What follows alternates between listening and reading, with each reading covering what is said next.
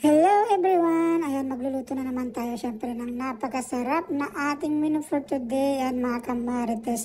Nandito tayo syempre pagbahagi ng isang special na menu. At ayan, nilalatag na natin ang ating mga ingredients.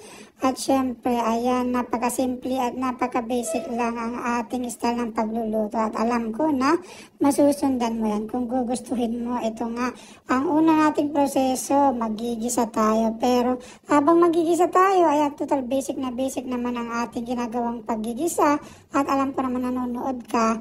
Ayan, magbibigay na lang tayo ng mga trivia ngayon tungkol sa ating mga ingredients. Pero napagpasyahan natin na mag-shoutout na lang muna. Kaya shoutout sa ating bagong kaibigan dyan na si Bike tayo. Ayan, shoutout sa iyo, idol. At ingat ka lagi sa iyong pagbabike dyan sa road. Ayan na, katropa, ayan, napalunok tayo. Ang gagawin natin ngayon dahil medyo busy tayo, so hindi muna tayo magbibigay ng trivia. Magbibigay tayo ng trivia mamaya kung mayroon pa tayong oras. Ayan, maggagawin na lang natin, babaguhin natin ang ating, syempre babaguhin natin ang seating arrangement natin by category tayo. Ayan, para hindi masyadong magulo ang mga super marites friend natin. Ayan, so ang una nating category ay ang mga the 70 years old marites. Ayan, abang nagtaas na agad ng kamay si Binibining hindi marikit. Alam na alam niya kung saan category siya na babagay at nabibilang. Ayan, sige, Binibining hindi marikit, umupo ka na dyan. Nakikita mo, nakalagay dyan, the 70 years old marites. Ayan, so isa pa, ayan, may ikaw naman, the survivor grandma. Alam ko naman na alam mo kung saan ka nabibilang. Sige, sundan mo na si Binibining hindi marikit. Ayan, napalunok tayo. Ikaw, anong pangalan mo, iha? Ako nga pala po si Agnes Ordinario. Baka po pwedeng sumama na sa kanila kahit na ako ay 75 years old na. Sige iha, walang problema yan. Sige, dyan ka sumali sa the 70 years old group marites. Ayan. O ikaw, nagtatago ka pa dyan. Kaskasirang mami at mabuhay 0808 vlog. Nagtago pa kayo dyan sa ilalim ng upuan. Aba, alam na alam nyo naman kung saan kayo nabibilang. Sige, sundan nyo na sila. Wag na kayo magtago dyan. Ayan yung upuan nyo. Mapapansin nyo, mga the 72 years old marites, meron na yung butas. Ayan, nakikita nyo pag dumungaw kayo dyan, mapapansin nyo yung upuan, meron na rin arenola na nakalagay. So, kapag naiihi kayo, alam ko naman na madalas kayong mag-excuse para umihi. Hindi ka na lalabas. Itaas mo lang yung palda mo, tapos ibuka mo ng kunti ang iyong dalawang paa. Ayan, sigurado ako na pwede ka nang umihi dahil saktong-sakto yung butas ng arenola dyan sa upuan mo. Ayan, so hindi na kayo magkakaproblema dyan. Alam na kung saan seating arrangement kayo nabibilang.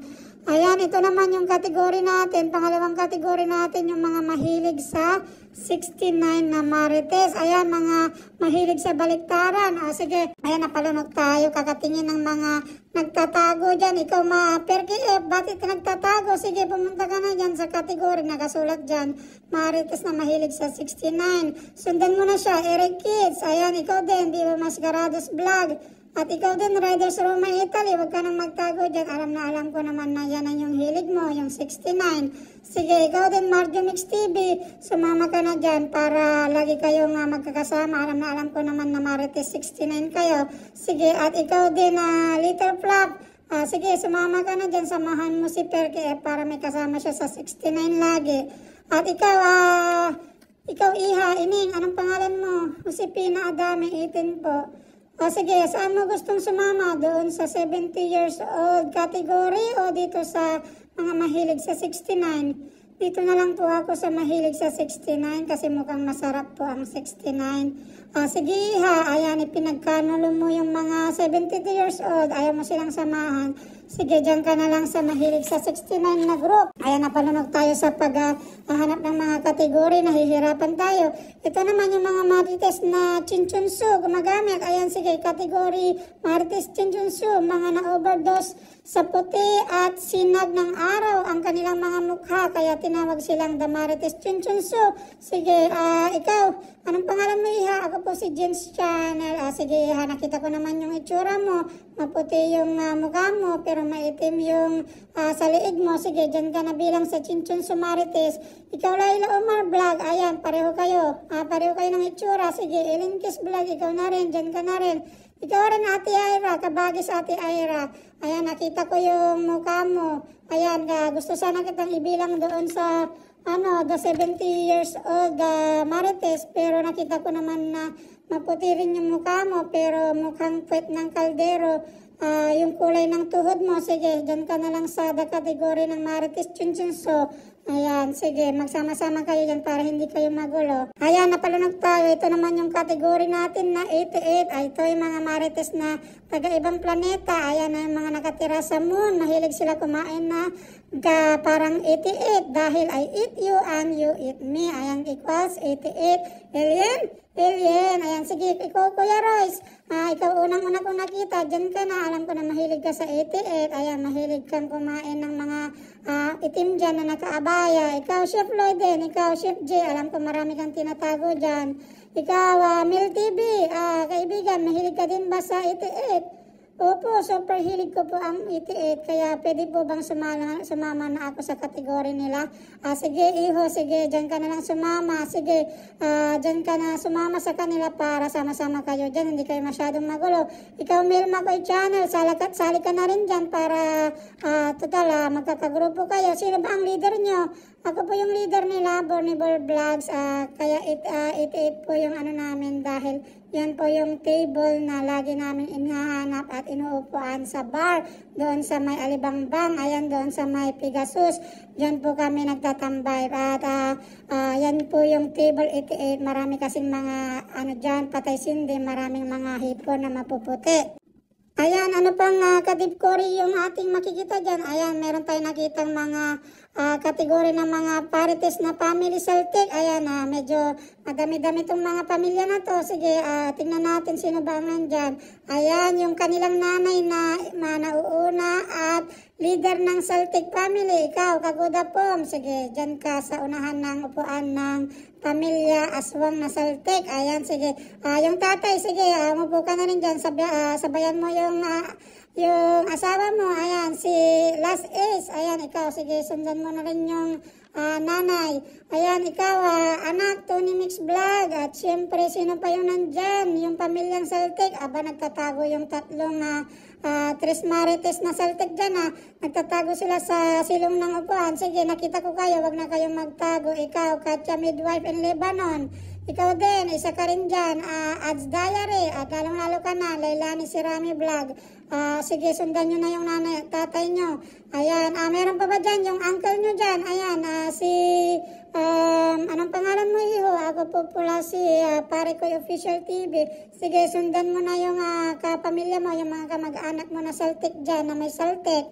Ayan, sige, sino pa dyan na iwan? Ikaw, Charles Lumawig. Sige, sundan mo na rin yung mo dyan, yung mga kapamilya mo na pamilya Celtic. Ayan, sila po yung mga musang Celtic, pero ang kategory nila ay mga Marites na Aswang Celtic. Ayan, sige, tuloy-tuloy lang tayo, maghanap tayo ng iba pang kategory. Ayan, meron pa ba? Ayan, meron tayong nakita dito, dalawang sex bomb dancer. Siguro, nakita natin, ito yung mga napariwara na sex bomb dancer dati. Ayan, mahilig sila mag-post ng kanilang sayaw sa siyempre sa TikTok sa kasi Facebook Reels. Ayan, siguro napariwara ito. Ikaw, anong pangalan mo, Iha? Ako po si Lot CB. Ikaw rin, Iha, yung katabi mo. Ako nga pala si Lot Lutado. Opo, tama po kayo. Dati po kami napariwarang sex bomb dancer. Get out! Diba? Sample lang po yan, pero alam nyo na member kami ng sex bomb dancer dati. Hindi po pala.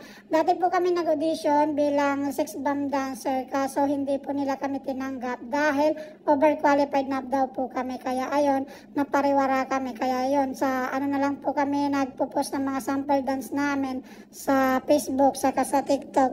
Meron pa bang ibang kategory dyan ng mga iba-ibang grupo? Ayan, sige, tingnan natin kung meron pa. Pero kung wala na, umpisa na natin ang ating trivia. Ayan. Tignan natin na kung sino yung mga pinakabibo sa kanilang mga grupo. Ayan, ito mahaba. Talagang hindi ko tatawagin yung pangalan niya. Nagtaas na siya agad-agad dahil alam ko na super marites to. Kaya nabibilang ito sa membro ng mahilig sa 69 na marites. Sige, Iha, anong pangalan mo? Ako po si Perky F. At ito po yung tanong ko. What is the English name of mustasa? Okay, mustasa is mustard green in English. Ayan, is peppery, bitter, leafy green similar to kale and cabbage. Naintindihan mo, Iha? Very simple lang ang ating pagsagot dyan. Sige, umupo ka na. Wag ka na munang dyan. Mamaya mo na hintayin si Little Flop sa kick 69. Diba? Sige, sunod tayo ng magtataas ng kamay. Ayan, nagtaas ng kamay. Ito si Mabuhay Sirot Vlog. Hindi pa patalo. Nasa 72 years old category siya. Sige, ikaw, Iha, ang tanong mo. What is the health benefits of mustasa po? Mustard greens are rich in important plant compounds and micronutrients, specifically vitamins A, C, and K. As a result, eating them may have benefits for eye and heart health, as well as anti-cancer and immune-boosting properties. Ayan, malapit na tayo matapos. Bilis-bilisan nyo yung pagtatanong. Ikaw, may tanong ka ba? Sige po, taas nyo yung kamay ng mga gusto magtanong. Ayan, nagtaas ng kamay itong si Ads Diary. Sige, Ads Diary, nasa Aswang family ka. Sige, magtanong ka.